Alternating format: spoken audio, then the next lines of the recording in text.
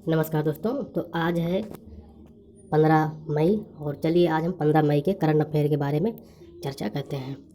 हमारे यहाँ पहला प्रश्न है, केंद्रीय वित्त मंत्री सीतारमण ने हाल ही में बताया कि नकदी संकट से जूझ रही बिजली वितरण कंपनी में कितने करोड़ रुपए की नकदी डालेगी। तो इसमें हमारा 90 करोड़ रुपए की नकदी केंद्रीय मंत्री निर्मला सीतारमण ने देंगी। दोस्तों, वित्त मंत्री निर्मला सीतारमण ने कहा कि अर्थव्यवस्था का चक्र घूमने के लिए बिजली वितरण कंपनियां का संकट दूर किया जाना बहुत ज़रूरी है और उन्होंने कहा कि बिजली वितरण कंपनी को उनकी होने वाली लेनदारी के एवज में 2 समान किस्तों में नकदी उपलब्ध कराई जाएगी। अगला प्रश्न हमारा है,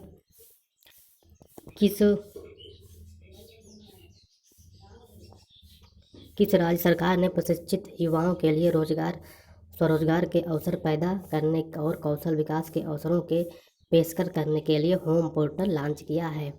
तो दोस्तों, हाल ही में उत्तराखंड सरकार जो है, उत्तराखंड के मुख्यमंत्री त्रिवेंद्र सिंह रावत ने सचिवालय में मंत्रिमंडल के साथ होम पोर्टल का लोकार्पण किया है। इस पोर्टल से उत्तराखंड में रहने वाले उत्तराखंडी तो जुड़ेंगे ही, प्रदेश से बाहर रह रहे और काम कर रहे प्रवासी भी कनेक्ट हो पाएंगे।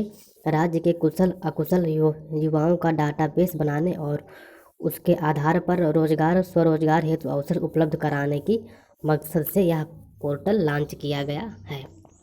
अगला प्रश्न हमारा है, प्रधानमंत्री कार्यालय पीएमओ ने बताया कि पीएम केयर्स फंड ट्रस्ट ने कोरोना वायरस संक्रमण से लड़ने के लिए कितने करोड़ रुपए आवंटित किए हैं।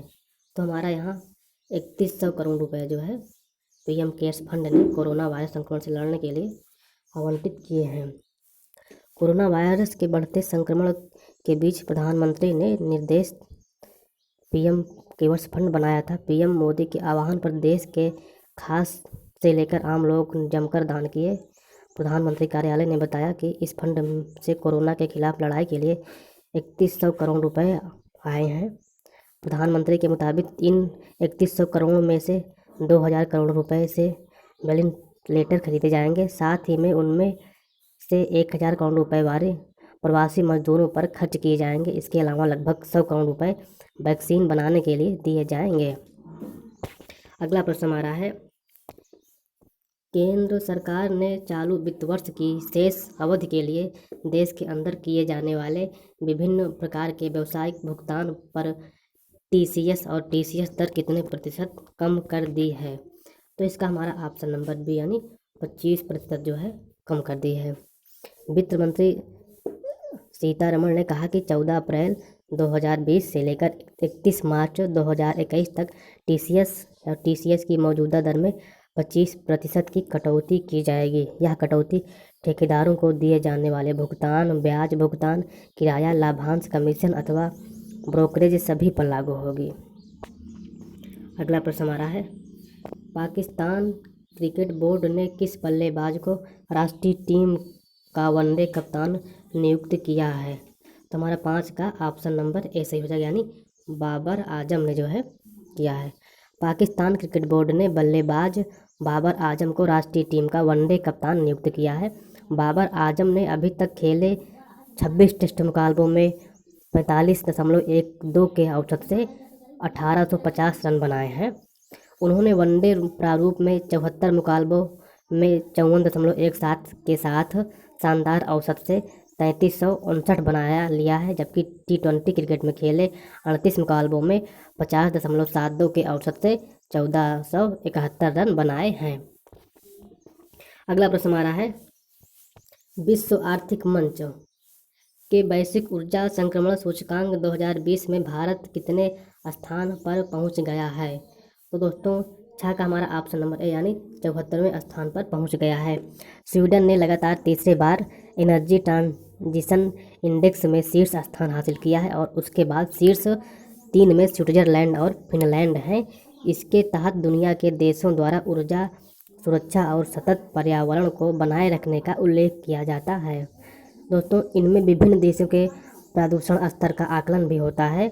विश्व आर्थिक मंच यानी वर्ल्ड इकोनॉमिक फ्रॉम स्विट्जरलैंड में स्थित है। एक गैर लाभकारी संस्था है। इसका मुख्यालय जिनेवा में है। स्विस अधिकारियों द्वारा इसे एक निजी सार्वजनिक सहयोग के लिए एक अंतर्राष्ट्रीय संस्था के रूप में मान्यता प्राप्त है। अगला प्रश्न हमारा है 7वां। ब्रिक्स देशों के न्यू डेवलपमेंट बैंक एनडीबी ने कोरोना वायरस महामारी से लड़ने के लिए किस देश को $1 अरब की आपातकालीन सहायता ऋण राशि दी है? तो इसमें हमारा ऑप्शन नंबर बी यानी भारत को। भारत इस राशि का इस्तेमाल महामारी से होने वाले मानवीय, सामाजिक और आर्थिक नुकसान को कम करने के लिए किया जाएगा। एनडीबी के निदेशक मंडल ने 30 अप्रैल को भारत के लिए आपातकालीन सहायता कार्यक्रम ऋण को मंजूरी दी है और इसका उद्देश्य कोरोना महामारी के कारण होने वाले मानवीय, सामाजिक और आर्थिक नुकसान को कम करना है। दोस्तों, शंघाई स्थित एनडीबी की स्थापना ब्रिक्स देशों यानी ब्राज़ील, रूस, भारत, चीन, दक्षिण अफ्रीका ने 2014 में की थी और इस समय इसका दिग्गज भारतीय बैंकर केवी कामत कर रहे हैं। अगला प्रश्न हमारा है 8।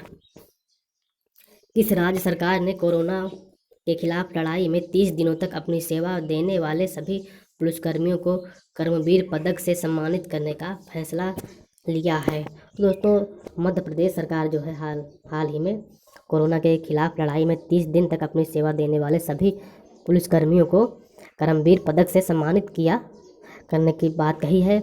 वहीं मध्य प्रदेश में शहीद और अन्य मृतक पुलिसकर्मी के परिवार की समस्याओं को अब हेल्प डेस्क के माध्यम से हल किया जाएगा।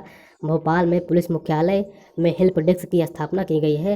राज्य की पुलिस FIR दर्ज करने के लिए शिकायतकर्ताओं के घरों का दौरा करेगी। तो दोस्तों, अगला प्रश्न हमारा है 9वां। किस सोशल मीडिया कंपनी ने अस्थायी तौर पर अपने कर्मचारियों को वर्क फ्रॉम होम, घर से काम की इजाज़त दे दी है? तो दोस्तों, 9 का हमारा भी है ट्विटर जो है हाल ही में ट्विटर ने अस्थायी तौर पर अपने कर्मचारियों को वर्क फ्रॉम होम यानी घर से काम की इजाज़त दे दी है। सैन फ्रांसिस्को की इस कंपनी ने कोरोना महामारी फैलने के बाद सबसे पहले अपने कर्मचारियों को वर्क फ्रॉम होम करने की अनुमति दे दी थी। कोविड-19 से बचने का एकमात्र उपाय सोशल डिस्टेंसिंग है। इससे सबक लेते हुए ट्विटर ने अपने स्टाफ को हमेशा के लिए घर से काम करने का ऑप्शन दिया है। अब ट्विटर के कर्मचारी कोरोना काल के खत्म होने के बाद भी घर से काम कर सकेंगे। अगला प्रश्न हमारा है 10। किस राज्य के मुख्यमंत्री ने कहा कि किसानों को लाभान्वित करने के एकमात्र उद्देश्य के साथ राज्य में विनियामक कृषि की खेती करने का निर्णय लिया गया है? तो 10 का हमारा ऑप्शन नंबर ए यानी तेलंगाना जो है। तेलंगाना सरकार ने एक अन्य फसल लाल चने की खेती को भी 10 लाख एकड़ तक सीमित कर दिया है। इसके अलावा राज्य जल्दी ही इस संबंध में एक घोषणा करेगा कि राज्य के किस क्षेत्र में किस फसल की खेती की जाएगी। राज्य सरकार ने किसानों के लिए अपने नए निर्देशों का पालन करना अनिवार्य बना दिया। राज्य उन किसानों को न्यूनतम समर्थन मूल्य यानी MSP और ऋण बंधु योजना का लाभ नहीं देगा जो इन निर्देशों का उल्लंघन करेगा। दोस्तों, 15 मई के जो है टॉप 10 प्रश्न हमारे थे जिसको मैंने सॉल्व करवा दिया। दोस्तों, आप अगर मेरे चैनल को लाइक और सब्सक्राइब नहीं किए हैं तो प्लीज़ लाइक और सब्सक्राइब करिएगा। हम फिर मिलेंगे आपके साथ एक वीडियो के साथ। धन्यवाद।